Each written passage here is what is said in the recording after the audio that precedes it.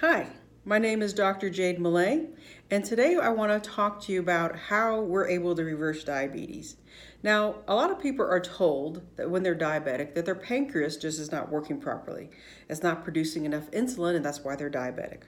Well, rarely will I find with someone that that's the case. Did you know that there are actually 7 organs that control blood sugar? So let's just go through the list. We do have the pancreas, that is one, but the kidneys also help control blood sugar. The adrenal glands, these are tiny glands that sit on top of the kidney that are responsible for how our bodies adapt to stress. And your body doesn't know the difference between physical, chemical, or emotional stress. So I consider someone who has a chronic disease like type 2 diabetes to be in a chronic stress situation. So a lot of time these adrenal glands just are not working as they should, and they can't help your body adapt to stress. Now, when we think about stress, a lot of us think about emotional stress, but let me give you an idea of what I'm talking about. So when your adrenal glands aren't working, you're unable to adjust your body temperature. So let's say you go from a cold environment to a hot environment and your body just can't adjust, or vice versa. Or you're that person who's always getting sick. Or you just can't adapt to emotional stress. Maybe something simple just makes you fall apart. And high blood sugar, unstable blood sugar, does affect your emotions. So it does affect also the brain. So the brain is involved with controlling blood sugar. And don't be fooled. Don't think that type 2 diabetes is the only diabetes out there. Did you know that there's a type 3 diabetes, which we also call Alzheimer's? So the fact that you have type 2 diabetes makes you predisposed to developing type 3 diabetes, Alzheimer's. So the brain is very involved in controlling blood sugar. The liver. The liver is very involved in controlling blood sugar. You know, when I meet someone who's diabetic, I really don't need to look at their medication list, though people will bring it in or bring in their bags of medication, because typically everyone's on the same thing. Everyone's on a blood sugar medication, everyone's on a statin drug, and everyone's on a blood pressure medication. It's pretty much a cocktail for diabetes. But the liver is our main detoxifier, and it is responsible for getting rid of all the toxins in our body. And a lot of times people will have fatty liver. How many of you have been told that that's the case? I mean, how all of a sudden did your liver get fat? I mean, what is happening is the cells in your liver are actually turning over into fat cells, and those cells don't turn back to liver cells. So the liver is something that we look at. The thyroid gland, this is key.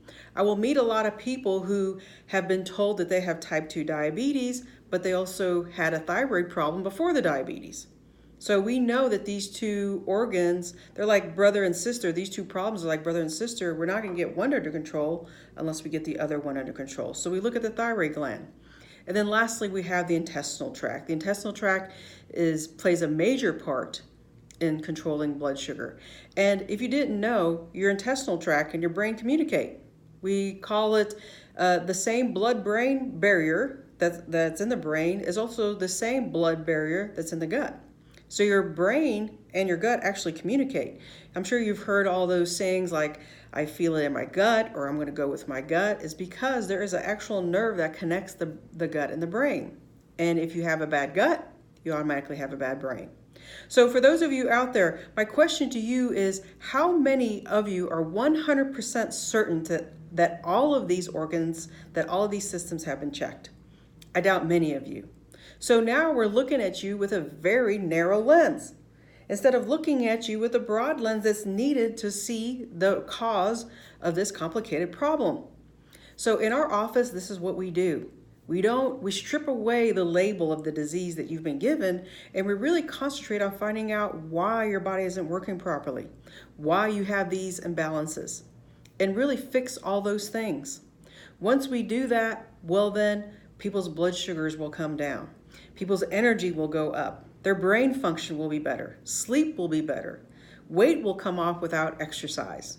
Now, I know that one thing probably excites most of you out there because I'm sure all of you have been told to exercise, but then you don't have the energy to exercise. This is the frustrating thing, is that you're told to exercise, yet you don't feel the energy to exercise. Well, I'm not going to ask you to exercise.